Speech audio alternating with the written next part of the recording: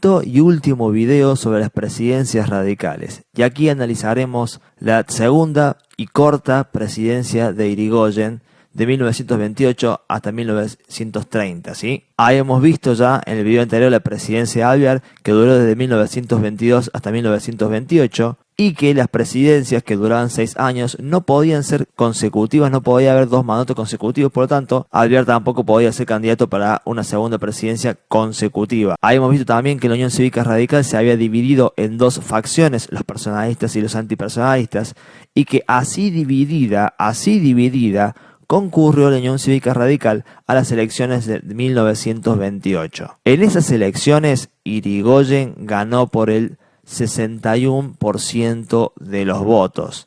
La segunda fórmula, el que salió segundo básicamente en las elecciones, fue el candidato de la Unión Cívica Radical antipersonalista en alianza con varios de los partidos conservadores, y esta fuerza consiguió apenas el 31%. Básicamente ganó 61 contra 31 Irigoyen. Y además de eso, consiguió que la mayoría de las gobernaciones provinciales quedaran en manos de los radicales. Para decirlo más claramente, fijémonos en este mapa. Las provincias en rojo son las provincias gobernadas desde 1928 en adelante por la Unión Cívica Radical. Y apenas una está en manos de los conservadores. El resto son territorios nacionales que, ya en este mapa explicamos que los territorios nacionales dependían de la presidencia y que tenían un gobernador designado por el presidente, etcétera, etcétera. A eso hay que sumarle que en la Cámara de Diputados la mayoría de los diputados justamente eran radicales. Es solamente la Cámara de Diputados, no la de senadores. Esto quiere decir que Irigoyen apenas podía controlar una parte del Congreso de la Nación, una parte del poder legislativo. Como se ve, Irigoyen arrasó con las elecciones, 61%, chicos, para que ustedes lo puedan medir. Es como si jugáramos al fútbol y uno ganara un partido por 5-0 o 6-0. Le pegaste un recontrabaile al otro, lo diste vuelta, le llenaste la canasta de goles, olvídate. 61% es para asumir que electoralmente Irigoyen es imparable y que tiene una legitimidad de origen muy grande, muy grande. Esto hace reflexionar en buena medida a los conservadores y los terratenientes de que Irigoyen no puede ser vencido en las urnas, difícilmente puede ser vencido en las urnas, y que incluso la alianza entre conservadores y antipersonalistas llega al 31%, lo cual es muy insuficiente para poder medirse en contra de ese gran 61% que tiene Irigoyen. Ahora bien, esta presidencia va a durar muy poquito, va a durar desde el 28 hasta el 1930, es decir, 2 años, y debería durar 6 años, debería durar hasta 1934. ¿Qué es lo que pasa en el medio? En 1929 estalla la crisis mundial por la caída de la bolsa de Wall Street, y esto genera un quiebre en esa legitimidad, en ese gran apoyo que había conseguido Irigoyen. Por eso puse aquí esta suerte de rayo que simboliza ese quiebre, ese momento bisagra en la historia de esta presidencia y también del apoyo político que había logrado consolidar, cristalizar Irigoyen aquí. Esa crisis va a producir toda una serie de efectos económicos muy importantes, muy profundos, muy graves para nuestra economía y para nuestra sociedad, y que van a impactar, por supuesto, en la legitimidad o deslegitimación de Irigoyen. Así, por caso, yo les había dicho en esta unidad, la unidad número 2, en la unidad anterior, que el modelo agroexportador ponía todas sus fichas en producir materia prima, ser la periferia y abastecer el centro de esta materia prima. Y que mientras nos compraran la materia prima, somos Gardel, está todo bien, todo fantástico, todo marcha sobre ruedas, no hay de qué quejarse, todo fantástico. Pero en el momento en el cual el centro nos deja de comprar la materia prima, estamos embromadísimos, porque nosotros en este modelo, económicamente hablando, pusimos todos los huevos en la misma canasta, y con se te cae esa canasta, estás embromadísimo, ¿sí? Nuestro modelo agroexportador apostaba justamente a exportar materias primas que ya no nos compran. ¿Por qué no nos compran? Básicamente porque el mundo está en crisis, porque Estados Unidos, porque Europa no tienen fondos, no tienen dinero y no nos van a comprar. Básicamente, nuestras exportaciones, es decir, nuestras ventas al exterior van a caer estrepitosamente, van a reducirse estrepitosamente, y además la balanza de pagos se va a ver muy afectada. ¿A qué me refiero con esto de balanza de pagos? Que nuestros ingresos se reducen, pero tenemos que seguir pagando la deuda externa que venimos acumulando de gobiernos anteriores, y tenemos que seguir pagando, y eso reduce notablemente nuestras divisas, es decir, la cantidad de dólares, de libras esterlinas, de moneda extranjera que necesitamos para poder respaldar nuestra moneda, es decir, el peso argentino. Eso nos lleva, fíjense cómo está todo conectado, a una devaluación, porque el peso argentino empieza a valer muchísimo menos y sirve muchísimo menos para comprar lo que nos hace falta. Y eso lleva, en consecuencia, a una mayor inflación, es decir, que todos los productos comienzan a aumentar de precio notoriamente. Como se ve, el panorama económico es calamitoso, es muy complicado, y esto hay que sumarle las medidas que va a implementar Irigoyen para poder paliar un poco la crisis. Habíamos visto que Irigoyen en su primera presidencia había designado muchísimos funcionarios como premio a su lealtad política, como premio por haberlo apoyado en la campaña, y aquí también en la segunda presidencia intentó hacer lo mismo,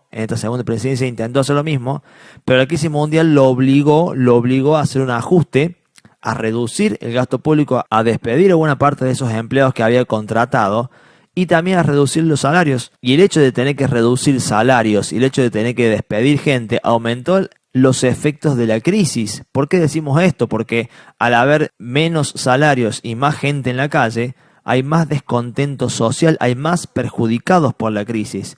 Hay que decir la verdad también. No solamente Irigoyen tuvo que reducir el gasto público, sino que también las empresas privadas, todas en general, tuvieron que reducir salarios y despedir personal. La crisis le golpeó no solamente al Estado nacional y a los estados provinciales, sino que también a todas las empresas, y hubo una extendida reducción de salarios para todos los obreros y una extendida desocupación porque muchos de ellos perdieron sus trabajos. Como se ve, la crisis esta de 1929 le pegó a todos, los perjudicó a todos, pero especialmente a los obreros que vieron sus ingresos reducidos, sus ya insuficientes ingresos reducidos, y también muchos de ellos perdieron su trabajo. Esto generó un profundo proceso de deslegitimación en contra de Irigoyen. La principal base de apoyo que tenía Irigoyen, es decir, los trabajadores y un tanto los desocupados, comenzaron a rechazarlo debido a que era incapaz de manejar esta crisis, de paliar y evitar estos tremendos efectos en la economía y en la sociedad, y por ende el apoyo que estos obreros y los sectores populares le daban a Irigoyen empezó a ser recortado. Y aquí quiero detenerme para hacer una reflexión general. Esta crisis no es responsabilidad de Irigoyen, esta crisis se presentó en el mundo e Irigoyen no fue el que la causó. Sin embargo, es el que le toca administrar al país justamente en este complicadísimo momento, y si no toma las decisiones adecuadas puede perder, como efectivamente le pasó, todo ese tremendo apoyo que había conseguido, toda esa legitimidad, todo ese respaldo político se hizo humo, desapareció en virtud de esta crisis. Y esto recuérdenlo bien, chicos, siempre que se presenta una crisis, el gobernante puede o no ser el causante, el responsable de esa crisis, pero seguro es el encargado de administrar su solución, es el que tiene que buscarle la solución a ese asunto. Hoy día nos acecha la pandemia, nos acecha la crisis del coronavirus y seguramente una crisis económica que se nos va a venir producto de la cuarentena. Alberto no fue el responsable de generar el coronavirus, pero le toca lidiar con eso y lo tiene que solucionar porque para eso es presidente. Y él, como yo le dije en varias ocasiones, se está jugando su legitimidad y eventualmente, si la cosa se pone muy tensa y muy complicada, hasta se juegue capaz su gobierno y su gobernabilidad, es decir, la capacidad de continuar y terminar hasta su mandato. No es que yo quiera que lo volteen a Alberto de ninguna manera, de hecho no quiero que ningún gobierno finalice antes de tiempo. Sin embargo, es una reflexión y un acuerdo político extendido que cuando te toca una crisis tremenda tenés que saber cómo lidiar con eso, tenés que saber acomodarte, tenés que saber salir adelante, porque si no, la crisis te lleva puesto. Y esto también nos revela el dinamismo, ¿sí?, la variabilidad o hasta volatilidad que tiene la legitimidad. La legitimidad que nosotros estudiamos en esta unidad, que es la aceptación de los gobernados hacia los gobernantes, puede estar en niveles altísimos y caer estrepitosamente, caer vertiginosamente a partir de un evento, en este caso mundial, pero un evento cataclísmico a nivel económico como fue esta crisis, puede evaporar en cuestión de años, en cuestión de meses incluso, este tremendo apoyo político que tenía Irigoyen. Con lo cual, la legitimidad, si es alta, fantástico, pero el gobernante que tiene una legitimidad alta no puede dormirse en los laureles, tiene que estar muy atento porque eventos de tremenda magnitud como este pueden presentarse y hay que salir a la cancha y jugar, aunque llueva, truene, aunque haya charco, aunque esté complicadísimo el asunto, hay que jugarle igual, ¿eh? Producto de esta ilegitimidad es que en 1929 Irigoyen va a sufrir un intento de asesinato, escuchen muy bien, porque en el camino que estaba recorriendo desde su casa particular hasta la Casa Rosada, que es la casa de gobierno, estaba yendo en carruaje con 5 o 6 custodios y en eso se presenta un joven que saca su arma y dispara el carruaje 5 tiros y por suerte no acierta ninguno. La custodia obviamente reacciona inmediatamente y lo ultima rápidamente al joven, quien resultaba ser un anarquista que estaba buscando venganza por aquellos hechos de la Semana Trágica que todavía pesaban en la memoria popular. Este intento de asesinato nos muestra hasta qué punto ya la principal base de apoyo, que eran los obreros, los trabajadores, ya sentían rechazo hacia Irigoyen, que no estaba siendo capaz de paliar o al menos contener los efectos de la crisis. Esto no quiere decir que todos los obreros querían matar a Irigoyen, no piensen en extremo, porque este hecho del intento de asesinato por parte de un anarquista es un hecho puntual, un hecho extremo, pero en algún punto nos da a entender cómo los obreros ya habían recortado el apoyo a Irigoyen que en su momento le dieron en las elecciones. Los medios de comunicación fueron otro factor importante que comenzó con este proceso de deslegitimación, es decir, a cuestionar sucesiva y sistemáticamente la figura de Irigoyen para achicarle cada vez más la cantidad de apoyos sociales y políticos que tenía. Así empezaron a descalificarlo, a cuestionarlo a Irigoyen, primero por viejo y luego por corrupto. Es decir, mostraban a Irigoyen como un hombre mayor, incapaz, con falta de vitalidad para manejar el país en un contexto de crisis, y además lo presentaban como un político corrupto que se había aprovechado del Estado para hacer dinero extra. Esas dos acusaciones, hay que decir la verdad, una sola de ellas era cierta. Irigoyen estaba viejo. Irigoyen tenía 77 años y ya no tenía la vitalidad que en su momento tuvo en su primera presidencia. Aquí, ya con 77 años, es un hombre grande, es un hombre que no tiene la fortaleza quizás y la capacidad para reaccionar ante un evento fundamental como fue esta crisis. Básicamente la crisis te obliga a atajar pelotazos de todo lado, para seguir con esta metáfora futbolística, e Irigoyen no estaba en condiciones con su edad de sobrellevar una situación así. Eso es cierto. Ahora, lo de corrupción es inaceptable, ciertamente, porque Irigoyen fue uno de los pocos presidentes que tuvimos en la historia argentina que no se llevó ni un peso.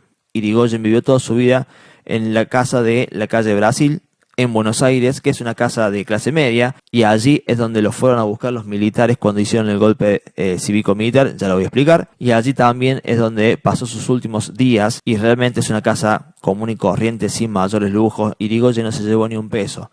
Son pocos los presidentes argentinos que no pueden ser acusados de ninguna manera de corrupción. Irigoyen es uno de ellos, y esto en algún punto también nos demuestra que, aunque no sea corrupto, eso no es suficiente, ¿sí? El hecho de ser honesto es insuficiente para asegurar un buen gobierno. Esto lo planteo porque mucha gente de clase media considera que tener un presidente honesto es condición suficiente y con eso ya alcanza para que tengamos un buen gobierno y la gente esté contenta y todo lo demás. No, eso es insuficiente. Incluso en la primera presidencia de Irigoyen, él también tuvo una serie de medidas que son cuestionables, que son criticables, y aún así no se robó ni un peso. Con lo cual entendamos, la honestidad y no robarse nada y no ser corrupto está muy bien, hay que aplaudir ese tipo de actitudes. Sin embargo, son insuficientes porque la política va mucho más allá de ser honesto o no, va mucho más allá de robar o no robar. En la política hay muchísimas otras variables y fíjense todo lo que hemos explicado en esta unidad y en la unidad anterior, toda la cantidad de variables, las cuestiones económicas, las cuestiones sociales, las cuestiones políticas, los grupos sociales, los grupos corporativos, los grupos sociales, etcétera, etcétera. Hay un montón de variables más que hay que analizar y que no alcanzan para explicar si un gobierno es bueno o es malo en la historia, ¿sí? Aprovechando este momento de debilidad de Irigoyen, es que los opositores, todo el conjunto de sectores sociales y políticos que estaban en contra de Irigoyen se van a unir y se van a proquelar para llevar a cabo el primer golpe cívico-militar de Estado que se va a dar en 1930. Es el primero.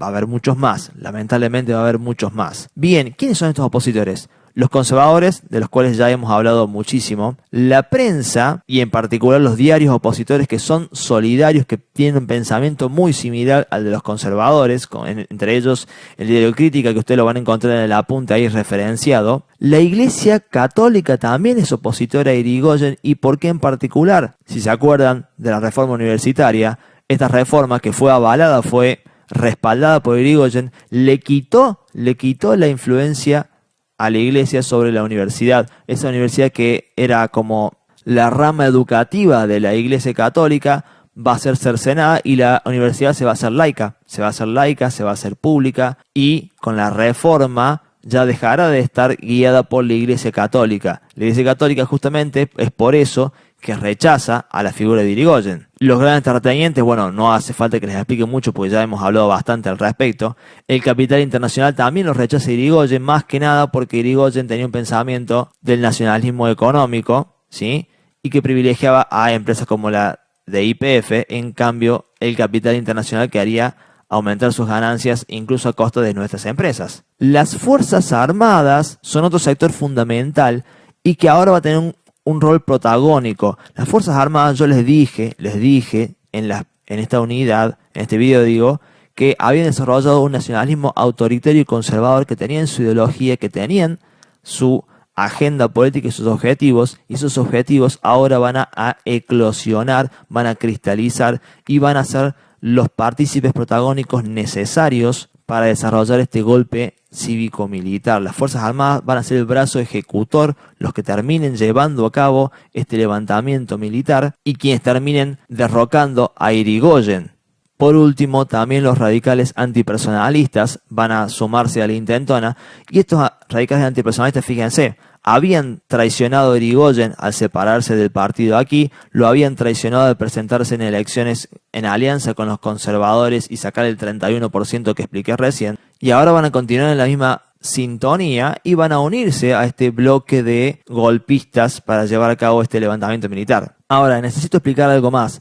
¿Qué es un golpe de Estado? Porque seguramente ustedes han escuchado mucho del tema, quizás también han hablado y han discutido, pero quizás no entiendan mucho cómo se da un golpe de Estado.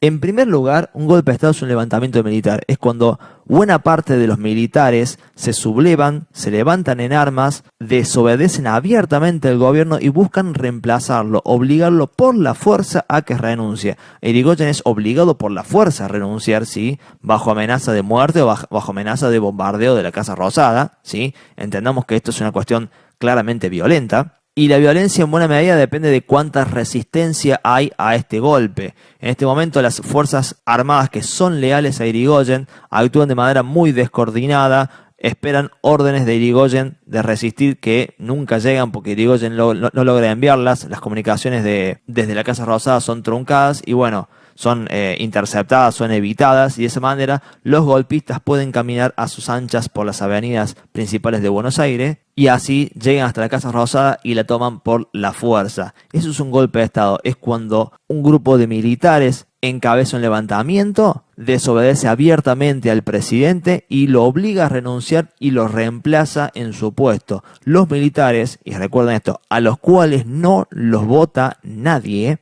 porque los militares no llegan al gobierno por una votación. Esos militares llegan a partir de un golpe de Estado. Su legitimidad de origen es más que cuestionable, es más que reducida porque otra vez no los votó nadie. Ahora bien, y fijémonos lo que yo estoy explicando aquí, es un golpe cívico-militar como la gran mayoría de los golpes de Estado que va a haber en el futuro en la historia argentina del siglo XX. ¿Por qué digo cívico-militar? Porque los militares nunca actúan solos.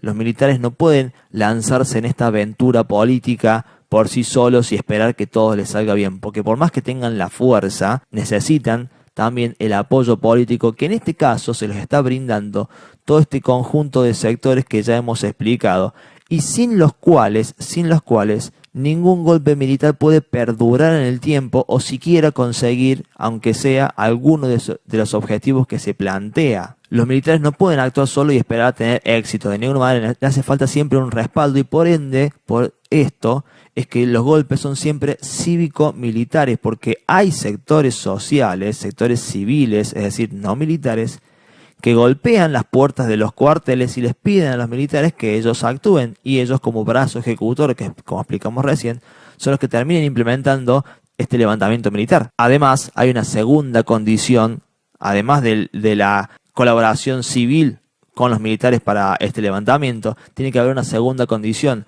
Los golpes militares solamente tienen éxito allí cuando el gobierno que los va a resistir está en un profundo proceso de deslegitimación.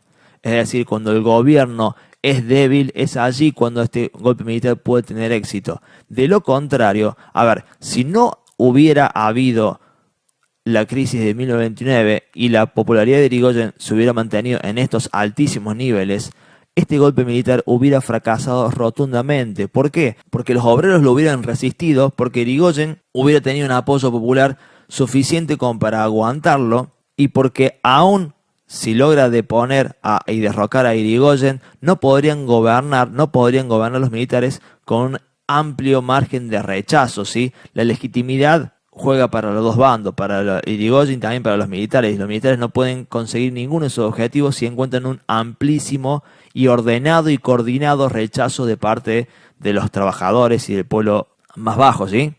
Ahora, ¿cuáles son los objetivos de este golpe de Estado? Básicamente, primero ponerle fin al gobierno de Irigoyen, al que juzgan como incapaz de solucionar la crisis, pero sobre todas las cosas también, para ponerle fin a la República verdadera. A este proceso hay que ponerle fin, a la República verdadera. ¿Por qué? Porque los militares y también los sectores sociales que lo apoyan, los sectores políticos que lo apoyan, consideran que esta aventura de permitirle a la gente votar de manera secreta y libre, que había permitido la ley Sáenz Peña, debe anularse. Fue excesivamente arriesgada. Le hemos permitido a la población, le hemos permitido a la barbarie manifestarse, digo barbarie en el sentido que planteamos con Civilización y Barbarie de la unidad número 2, a la barbarie expresarse y votar libremente, y ha terminado votando a un candidato que sí es popular, pero que ha permitido la invasión de la chusma, escuchen bien estas palabras que son textuales, de la chusma obrera en el gobierno. Irigoyen, según los militares, según los complotados, los sublevados, los colaboradores del golpe militar, Irigoyen ha sido muy débil para contener a los obreros, los ha favorecido, les ha ayudado en tanto árbitro y dándoles respaldo en las negociaciones a los sindicalistas por caso, y de no ser por la intervención patriótica de la Liga Patriótica y del Ejército, no hubiera sido posible contener estos levantamientos obreros de la chusma que por suerte hemos patrióticamente vencido en la Semana Trágica de la Patagonia Rebelde. A ver, está claro que en este momento yo me puse en la piel de los militares. Yo no digo que haya sido patriótica la defensa en contra de los obreros de la Semana Trágica de la Patagonia Rebelde. Claramente para mí fueron masacres. Sin embargo, en el razonamiento de los militares que sigue este nacionalismo autoritario y conservador y que va a eclosionar en este golpe de Estado, Irigoyen es débil y no tiene la capacidad para enfrentarse y para ponerle límites y para poner en orden a la sociedad, y que es necesario, por ende, volver a reimplantar ese orden. En algún punto, este golpe militar nos muestra que para las élites, para las clases dominantes, es mucho más conveniente complotarse con los militares, derrocar por la fuerza a Irigoyen antes que construir una alternativa política que sea más seductora, que sea más convincente, que sea más llamativa para los trabajadores.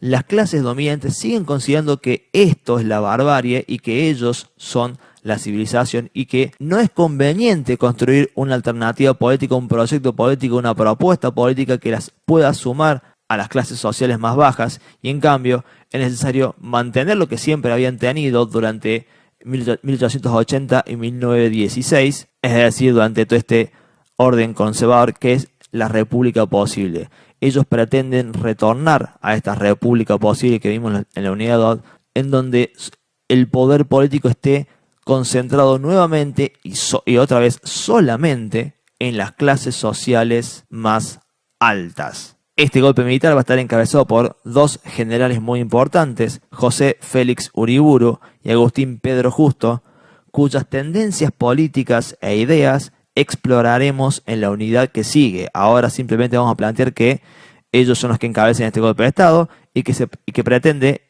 en términos generales, devolverle el poder político de manera exclusiva a las clases sociales más importantes. Esto es, reimplantar la república posible otra vez, volver a la república posible, terminar con estos 14 años de presidencias radicales, con estos 14 años de la república verdadera. Este experimento, juzgan las clases sociales más altas de la república verdadera, ha salido fallido. Las clases sociales más bajas han votado mal, han votado a un candidato personalista y carismático que simplemente le interesa conservar el poder y que le ha dejado demasiado espacio de acción a la chusma. La chusma es, por supuesto, los obreros en sus diferentes corrientes. Por último, y para cerrar, yo les dije que el darle a los militares la capacidad de politizarse y el hecho de tener una agenda propia y una autonomía era abrir la caja de Pandora. Efectivamente, aquí vemos la primera consecuencia